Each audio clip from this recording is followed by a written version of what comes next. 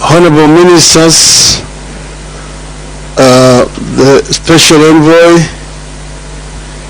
distinguished delegates, ladies and gentlemen, good morning. Yes, I want to say that I'm very delighted to have been invited to come here, but I don't know why I was invited. I think it's because, I'm a candidate for the AU chairmanship, and somebody just decided that probably this is a good platform for me to come and share with you people some of my ideas about this issue of climate change. But I'm happy to see an array of delegates who have come from different parts of the continent to our country, Kenya. As you know, they say that this is the cradle of mankind. They're saying that the oldest species of humanoids, the Turkana boy, found here in Kenya. So I just want to say welcome back home.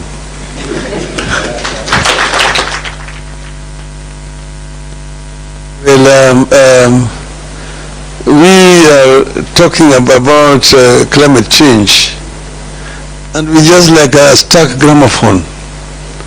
You go down and round, because it's the same language we speak year in, year out. But maybe that is a subject for later. For now, I just want to say that it's my pleasure to be part of this great and noble occasion where Africa sits with partners through the platform of African Green Climate Finances, designated National Authorities Network, to discuss climate change and how to respond through accelerated access to climate change, climate finance. We are here to exchange ideas on a common problem, the view to develop a common approach and a common solution. I take note that AFDAN has been established to enhance mobility of climate finance, make it more readily accessible to support Africa in enhancing adaptive capacity and building resilience of our people, both in the rural and urban setups through locally led solutions. I'm aware that AFDAN is already recognized by the Committee of African Heads of States and the government on climate change. This gives it the right leverage to undertake its role. Climate finance has been here with us, but access to the finances remains one of the biggest challenges in responding to climate change.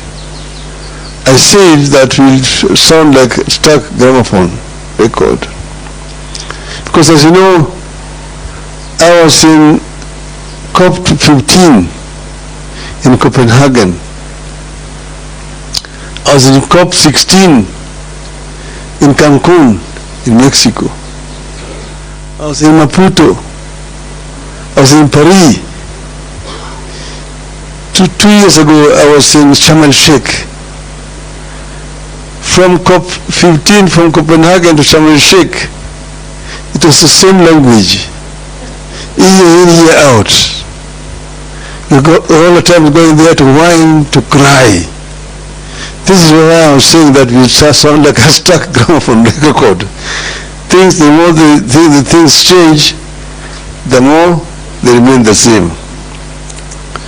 The continent continues to face some areas of challenges associated with adverse climate change effects. Consequently, the vulnerable segments of our population, particularly the poor in both rural and urban communities, continue to bear the brunt of climate change. As already been said here, that Africa is a victim, not the offender in this exercise. Africa's emissions is negligible compared to what we are going through globally. Yet you can see that today Africa lives between two twin disasters here. Floods and drought. Year in, year out. This year, this country suffered very severe floods. A lot of infrastructure destroyed. Many people displaced. Up to now, people are still suffering from the consequences of just recent floods. Down there, as we were going through floods here, down the south, there was the drought. They are going through very severe droughts in the south. And this happens across all the continent, year in, year out. So we are victims. Yet the offenders themselves keep on using language. They come and use nice language, but that's all it is. Resolutions are passed, they just ignore. So we need to find a way of forcing implementation of resolutions which are passed. Which means that one such fundamental issue is the promise by the rich countries to play their part and help the countries that contribute the least in greenhouse gas emissions into adaptation. Because of the failure to translate the promises into reality, Africa as a continent still has challenges with access to some of the climate finance sources, such as the Green Climate Fund, Global Environment Facility, Least Developing Countries Fund, Adaptation Fund, Climate Investment Funds, as well as the bilateral and multilateral development partners, which are all well-established avenues for accessing climate finance. Consequently, Africa can only access 4% of the climate finances, which is way below the impactful finance. With the rapid urbanization of our continent and the development trajectory, Africa has an opportunity to chart its own pathways, which will ensure that African cities adapt to climate challenges. Because Africa is urbanizing fairly rapidly now.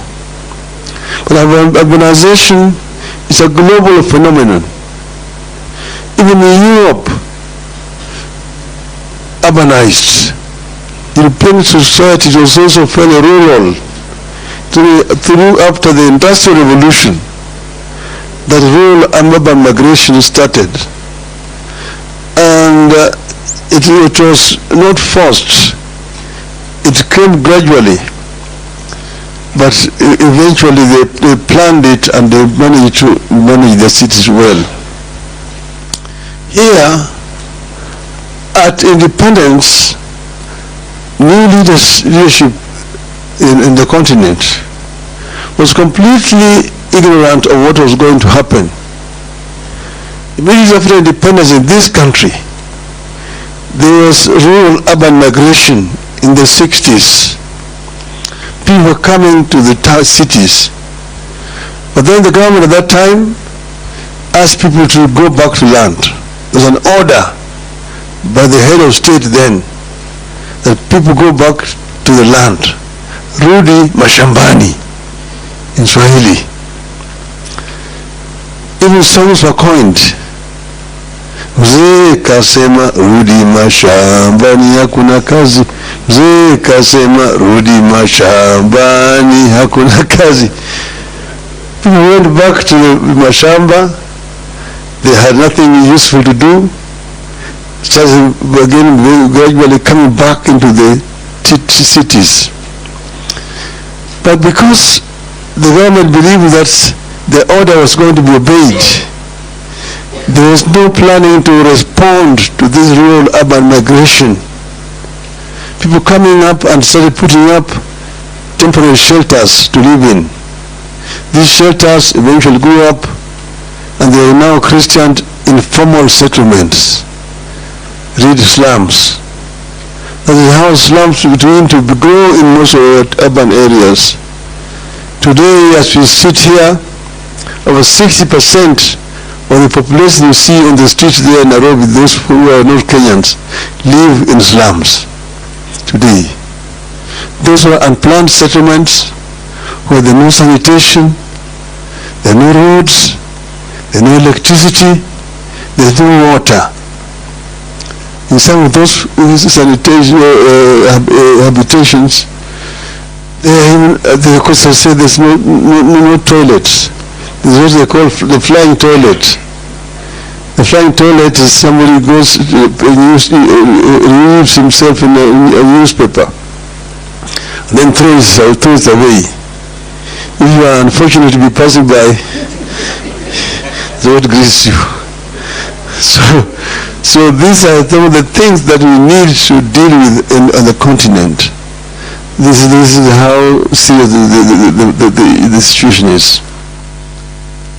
As we host the 10th special session of the African Ministerial Conference on Environment that's in Abidjan, the African Urban Forums Addis Ababa, and the World Urban Forum in Cairo, all happening in the last part of this year, we are encouraged to focus our energy and priority on building resilience through key programs, notably financing locally led climate actions and building climate resilience of the urban poor. This will have great potential for both the rural and urban communities. Currently, cities account for about 75% of the world's energy consumption and are responsible for over 70% of the global greenhouse emissions. The way cities are planned, built and managed is key to reducing carbon emissions and keeping global warming within the limits of 1.5 degrees Celsius as set by the Paris Agreement of 2015 on climate change. Efforts of city authorities must translate into better and sustainable urban environments that result in improved air quality, sustainable use of ecosystems, cleaner energy, reduction of overall energy consumption and greenhouse gas emission, and improved waste management. So in conclusion, ladies and gentlemen, to address the devastating impacts of climate change, we can't continue with the business as usual approach. It is important that we change the game. I strongly believe that AFDAN is the game changer. AFDAN therefore has a critical role in supporting the African Union Commission in its commitment to climate action. AFDAN is expected to be fully committed to enhancing mobilization of climate finance and enhance its access to all the 55 African countries. This will help Africa to deal with this issue seriously, because this is an issue that Africa must confront head on if Africa hopes to develop.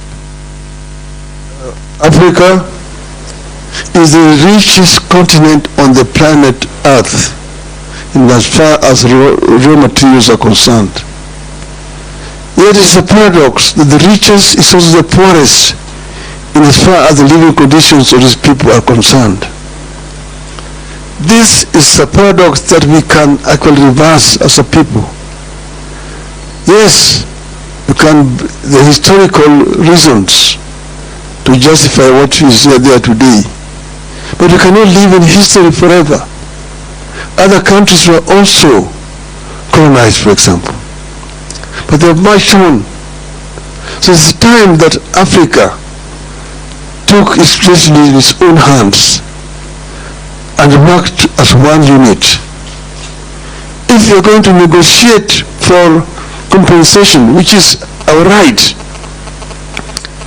because Africa, for example, has got also one of the biggest carbon sinks in the world, the second largest after Amazon, the Congo forest. So Africa needs to be compensated. But if we go as Kenya, we go as DRC, Nigeria, Guinea, Senegal, Egypt, Algeria, South Africa, they will not listen to you. They keep on taking you round and round and round. I've told you because I've told you I've been to these international conferences, these COP conferences. The resolutions are being passed. You can talk until your voice is hoarse. But after that, people pack up and go.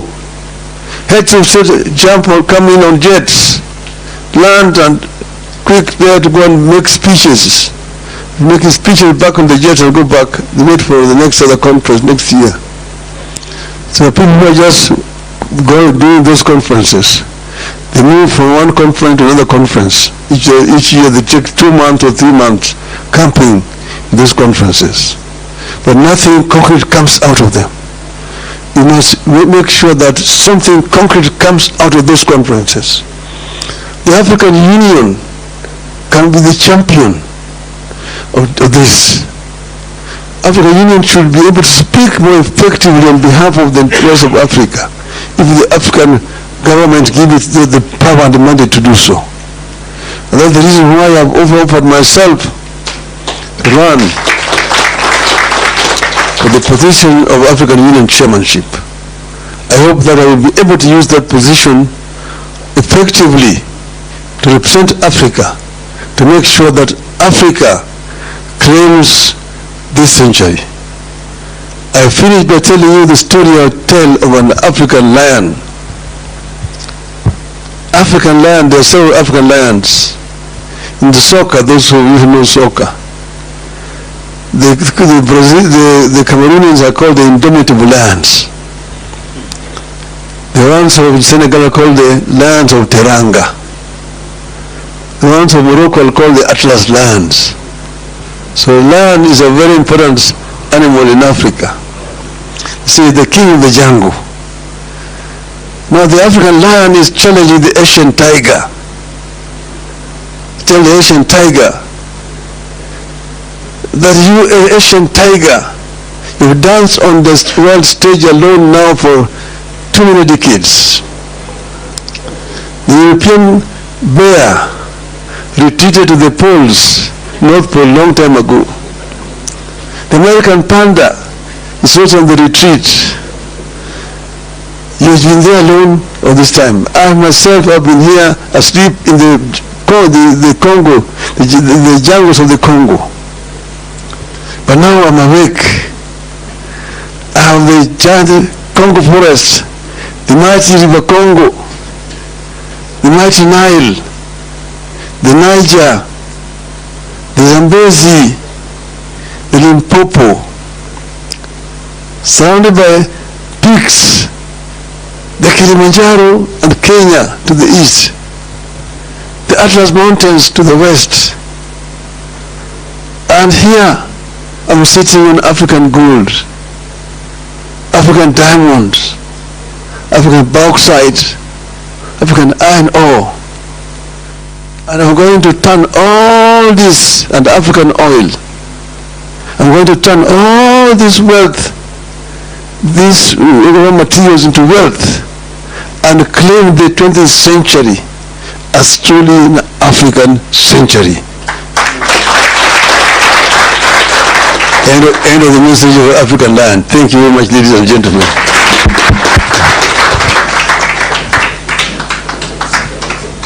Thank you very much.